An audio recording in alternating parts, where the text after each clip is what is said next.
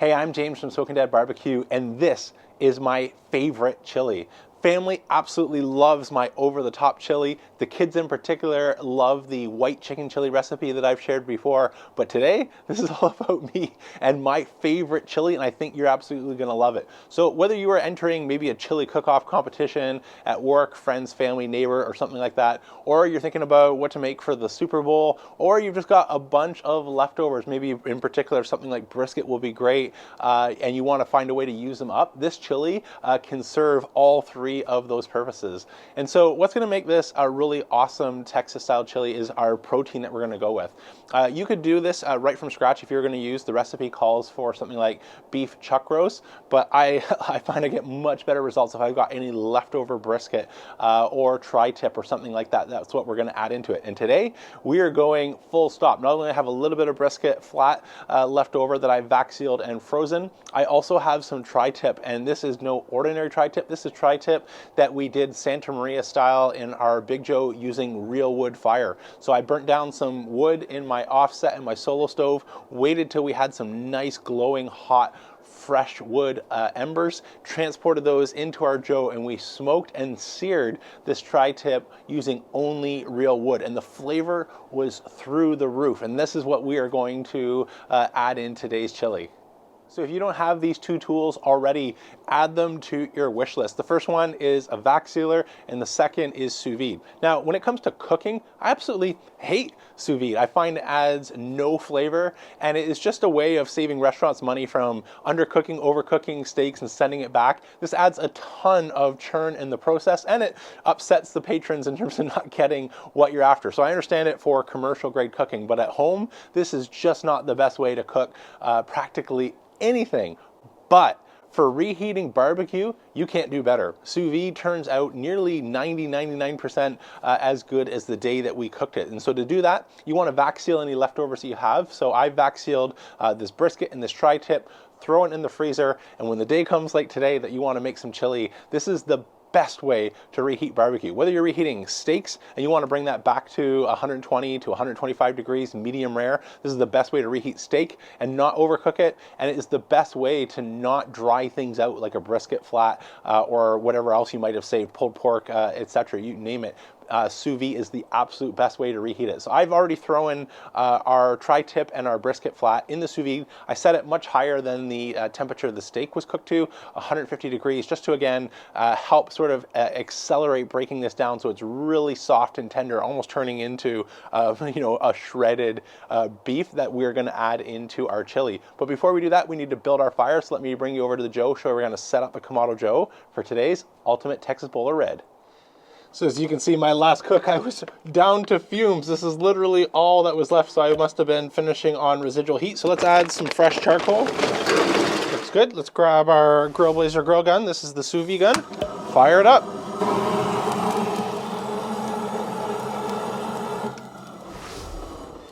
Optional, but I like this. Drop in the base of our sole roller. If you don't have a sole roller, just go for the divide and conquer rack.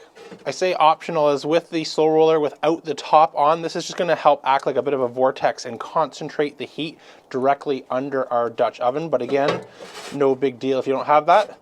Bottom vent's all the way open. We'll open our top vent all the way and let this come up to temperature. I'll put the full recipe down below. This is one that I'm modifying based off of Epicurus. There's some great starting recipes and it makes it really easy to modify. So for the modifications that we're gonna go with, obviously we're changing our protein. The recipe calls for about 6 pounds of chuck roast. We're gonna be using our tri-tip and our brisket. We're also gonna modify the chilies. And so if you follow the recipe to the letter, especially as you get into the smaller, hotter peppers, this is too much to be family friendly. And so something like chili takes on heat as we cook, and we're also gonna add a splash of color at the end, whether it's some fresh jalapenos or some red onion, which will add a little bit of zing. And since you wanna maybe serve this for a chili competition, a Super Bowl, or just having friends and family over for dinner, as much as I love this chili, I can't eat it all myself. So we're gonna dial the recipe back and skip some of the hottest peppers and go for more of that earthy, smoky flavor with a little bit more family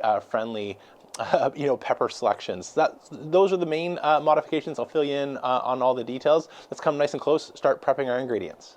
Okay, we're going to start by toasting our chilies. So if you're lucky, your local grocery store will have most of these varieties already dehydrated, but if not, just look up an appropriate substitution. One of the reasons that I love growing my own peppers is because these can be hard to find, especially come the winter months. But if you're in luck, like a local Mexican mart may have some of these. So what we're going to do, we're going to start, these are our ancho chilies, so I'm just going to get them in the pan. Start to toast them about 30-45 seconds per side. Do about the same number of guajillo chilies, our pasilla chilies, and our chipotle peppers. So we want to toast for about 30-45 seconds per side. Once we are no longer brittle and we're nice and soft and pliable, this one is ready. Whereas some of the ones a little higher up, you can see they're still brittle. They feel like they're going to crack. So I'll just give these a couple more minutes. We'll bring you back over to our cutting board and we're going to de-seed all of these peppers. While those are toasting, it's a good time to get our 8 cloves of garlic out. Okay, we're actually going to toast them in their skins, so you don't need to worry about cleaning them up. We're going to get a little bit of browning on them. Let's swap places with our chilies. And I'll take you fast forward for this, but we're just going to remove the stem as well as cut down the middle of each pepper and pull out as many of the seeds and stems as possible, so we're working only with the skin. Okay, our garlic is starting to get nice and toasted on the outside, so we can trade places now. So now we've got all of our peppers de-seeded and into the pan. Let's add a couple cups of water and bring this up to a light boil. While we're doing that, we can get the skins off of our garlic so they're ready to go in the blender. So now we're just going to carefully strain off our pepper water and peppers. Add in our garlic, about a tablespoon of salt. This is Diamond Crystal kosher salt. About a teaspoon of fresh cracked black pepper. And about a teaspoon of honey. And we're going to blend this until it's smooth. So this won't taste great at this point, especially since it's raw chilies, but we do want to just check for our balance on heat, give us a little taste. And that's good to go. So let's strain this off. I'm just going to use our spoon, try and push this through so that we can keep as much of this paste as possible without all the liquid. We're going to add this later on into our Dutch oven and cook it for about 15 minutes with the onions to get some of that raw flavor out of it. So next we're going to get our onion into our Dutch oven, and then we are nearly ready to go back over to the grill. So I'll take you fast forward while we give this a rough dice and add it into our Dutch oven, and I'll meet you over by our Big Joe, which should be up to temperature by now.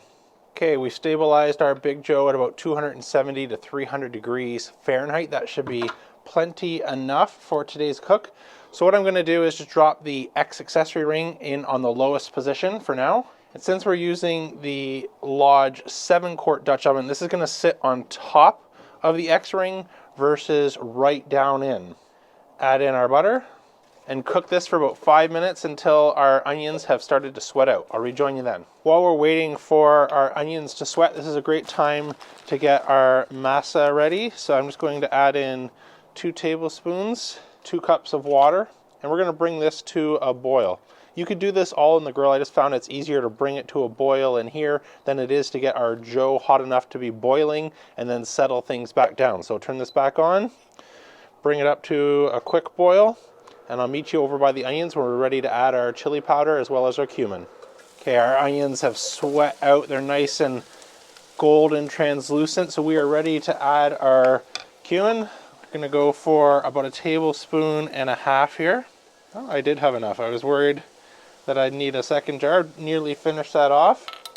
And we're going to let this cook for another minute or so before adding our chili paste. We're going to add in just a little bit of vegetable oil. This is canola, just to make sure nothing's burning. That would be about 1/2 tablespoon if you are measuring.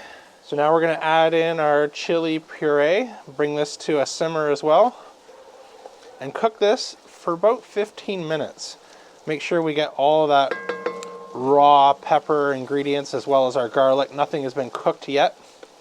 So we just want to gently cook this along for about 15 minutes. So we'll close our dome so we don't have our fire run away, but I'll take the opportunity to go to the top level of the Divide and Conquer rack just so we're getting a nice gentle heat. Let's close our dome, let that cook for about 10-15 minutes. Okay, our pepper puree has been cooking along gently now for about 15 minutes. It no longer has hard to describe, but that raw flavor where it's sort of fresh and kind of burns your nose. It smells like onions have been cooking, which they have been cooking, but it's got a really pleasant aroma now. So I think we are ready to add in some oregano, going for about 2 teaspoons here.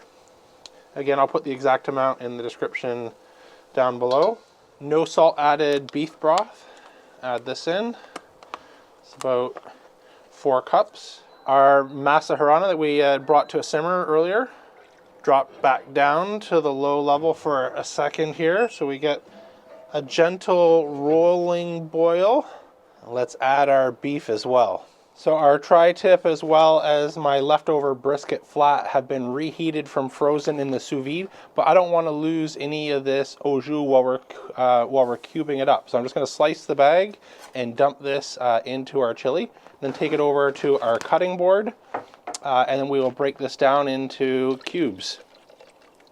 Add in the last of our tri-tip here, and about a half bottle of cooking wine. This is a Cab Sauv. Okay, we've had a light boil to a rolling simmer, whatever you want to call that, for about 10 minutes. So we are ready to slow this down and let it continue to cook for about 3 hours. Now, I didn't mention this before, but I'm not adding any smoking wood, since liquids like soups, chilies, stews, or even if you're cold smoking things like bourbon, they absorb a lot more smoke than something like a brisket or a pork shoulder will. So our natural lump charcoal is going to be plenty of smoke, as is some of those dehydrated smoked chili peppers that I added. And of course our beef tri-tip as well as our brisket. Those have all been smoked as well. So there's not going to be any need for extra smoke than what we're going with our charcoal. So let's move this back up to the top layer. Close our dome and settle our vents down. Get back to about that 270 to 300 degrees. Okay, our Texas chili has been smoking away for about 3 hours. So I want to bring you nice and close. We have some prep work to do for our finishing ingredients in terms of chopping up that red onion, some cilantro, and the jalapenos. But before we get to work on that, I want to take a look for our consistency and see if we need to drop it down a little bit further on our divide and conquer rack in order to accelerate, boiling that down and making it the consistency that we want, or if we are right on track with where we should be. Let's go take a look. All right, moment of truth. Woo! So we have dropped about 3 inches nearly from where we started, and this, I think we are nearly there. So let me get some of the steam out of the way so you can see, but this is getting good. We are no longer just like a soup consistency, but we've got some structure, and we haven't dried out yet. So I think this is nearly perfect. So I've got our red onion, cilantro, jalapeno peppers, and a lime wedge that we'll prep in a second. But before we do that, we're going to add a little bit of red wine vinegar as well as some brown sugar. But before we do that, we actually want to taste and see where we're at.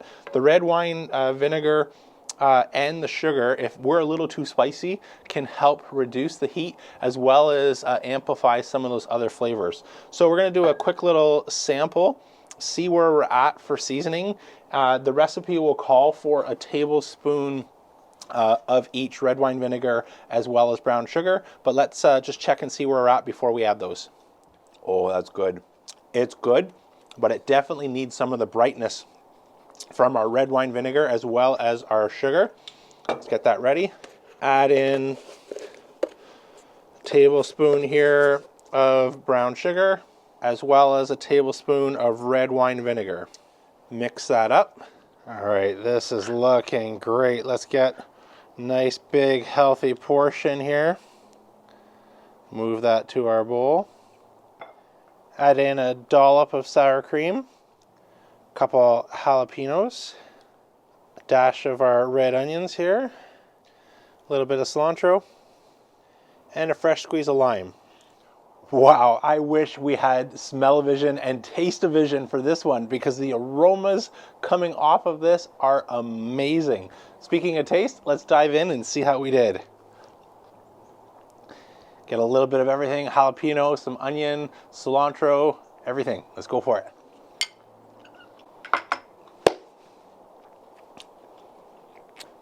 Guaranteed first place.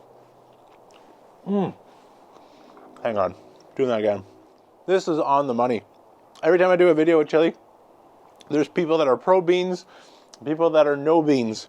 No matter which side of the fence you fall on, this might talk you into the perfect chili is no beans, because this is absolutely amazing. And the heat level is right on point for a family. Now, I've added a little bit of jalapeno, and the red onions give a little bit of zing, so I can already see my glasses starting to fog up here. But this is exactly where we want it, and you can adjust to your individual family's needs or taste. But if I was doing this for a chili cook-off at work, competition, or a neighborhood, something like that, this is exactly how I would make it, and I think exactly how we would win it. This is so good. Oh, what's really coming through here, what you can tell is everything is just coming together so well. We've got those rich, earthy tones from our pepper puree that we've put in there. We've got smoke, but not too much. Just a wonderful array of smoke from our tri-tip and our brisket that we've added in. For wood, we just went with our Fogo today, didn't add any extra smoke. And this does not need it because it is getting that sweet, wonderful aroma of wood burning openly, not anything like a campfire that's struggling along and putting off any bad smoke. We are not getting that. Then we get like the lime juice, coming in, as well as our, red onion and jalapeno and the fresh ingredients with the earthy and the spice. It just comes together and it's like a song. It's the best way I can describe it in your mouth. Your taste buds are absolutely going to love it. I hope you really do give this a try, and I feel bad for whoever you're competing against, because if you make this, they don't stand a chance. But that's it for today. I'm James from Smokin' Dad Barbecue signing off. And remember, don't be afraid to fire it up. Best one yet.